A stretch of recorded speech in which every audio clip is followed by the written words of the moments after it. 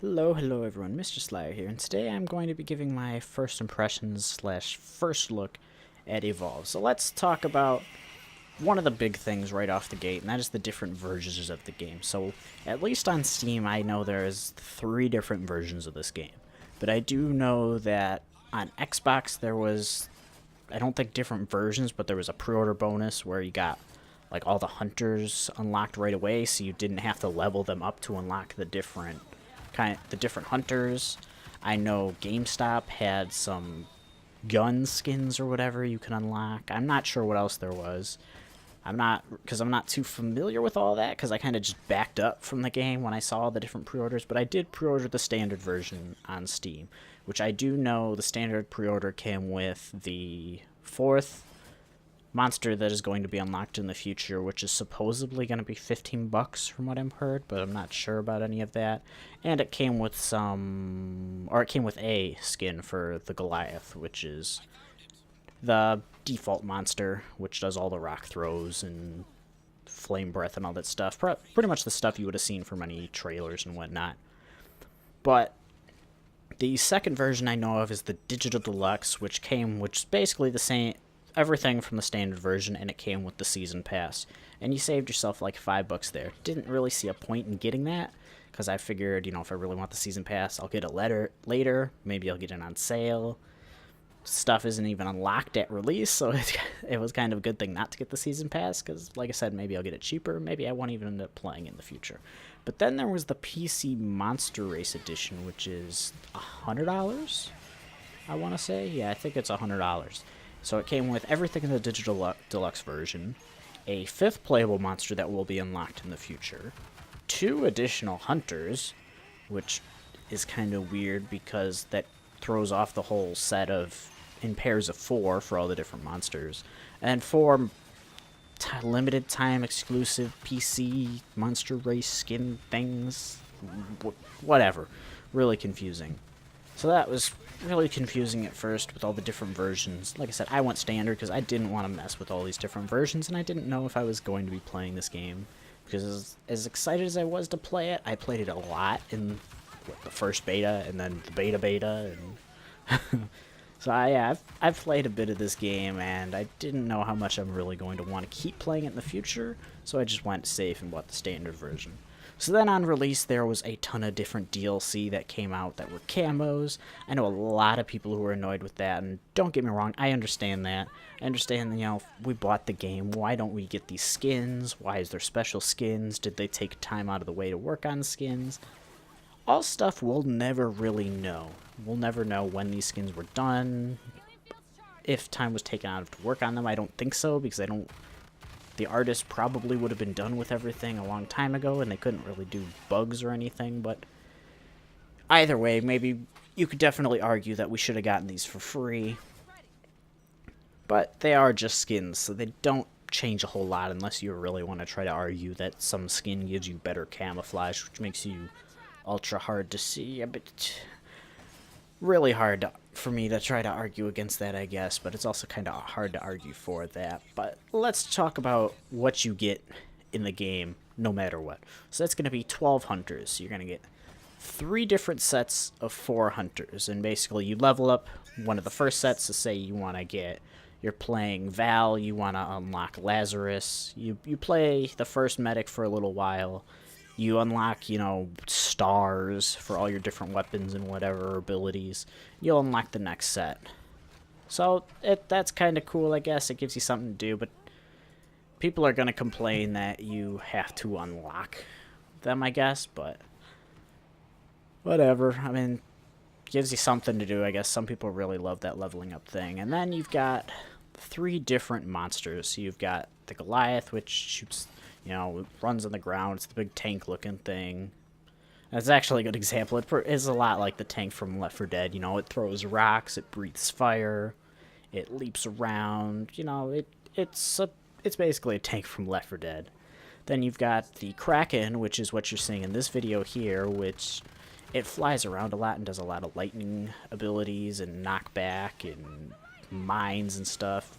It's pretty cool. It changes things up because it can fly around, but it can't indefinitely fly around. Like, it does have to land to eat, and it does have a stamina bar and stuff like that.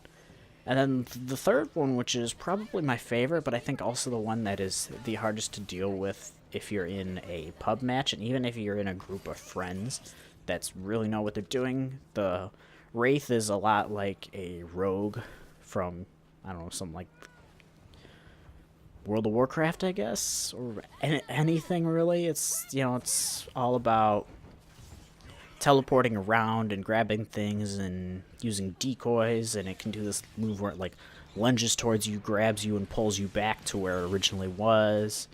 But it's basically the decoys that are really annoying. So it does a lot of damage to begin with, but these decoys make it really hard to track because it shoots these decoys out that when you shoot them, they make this like white smoke kind of thing. But sometimes it's really hard to tell, especially if you're a new player, if it's fake or if it's real, because it's unless you look and see the health bar moving, you don't really know if you're hitting it. So that's definitely all I can really say about that. People have complained that it needs to be nerfed or whatever, but we'll see what happens with that. So then, on top of the, 12 hunters that you get and the 3 monsters, you've got apparently 12 different maps. I went through and looked, and it gave me 12 different map names when I was looking to, just do like a custom game. But I really would not guess there's 12 maps in this game. Unlike something like Call of Duty or Counter-Strike, where I feel like all the maps definitely have their own life, their own thing to them, or even like Battlefield maps, that own custom thing that makes you realize, like, oh, this is this map, and that's that map, and whatever. All the maps in this feel very much the same to me. And then they do have different layouts, and I think you probably could definitely learn special spots on the map. Like, this is a good spot to trap the monster. This is a good map for hunters. This is a good map for monsters. Whatever, stuff like that. But just from, like, the feel and the look of it cosmetically, like, just how it looks in general, they really all look the same. They've all, got a little bit of, alien jungle kind of look to them. They're kind of dark. None of them are really bright, colorful, anything like that. They're all kind of dark and dreary. And I think that takes away from the game for me. I would like to see more maps added in the future that maybe add some more color or something like that. Change things up a little bit. Maybe have one where there's just random people running around or something. Feel like this is actually a colony where people would live. I don't know. I personally would also love to see one where they add lava or something like that. Just something to change it up, because it's like, oh, look, there's snow. Oh, look, there's not snow. Oh, look, there's water or whatever.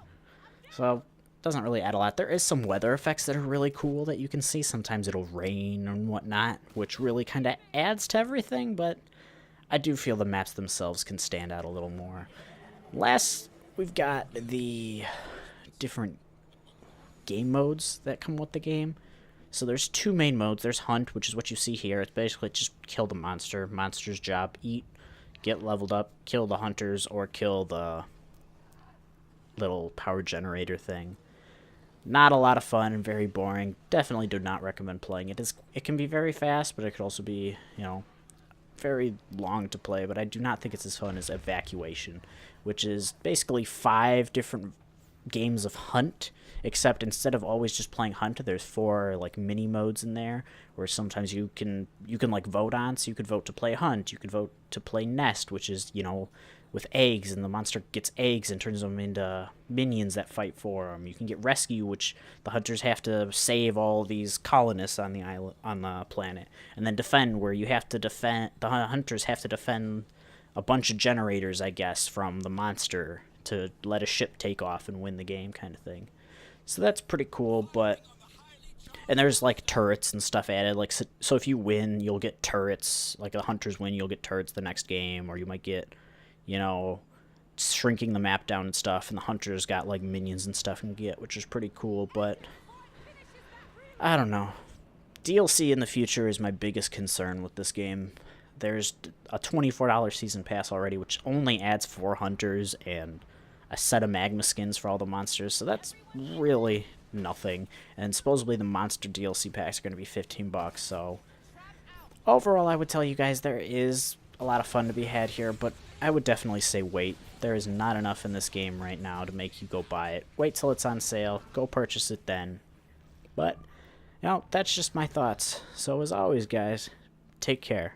Until next time.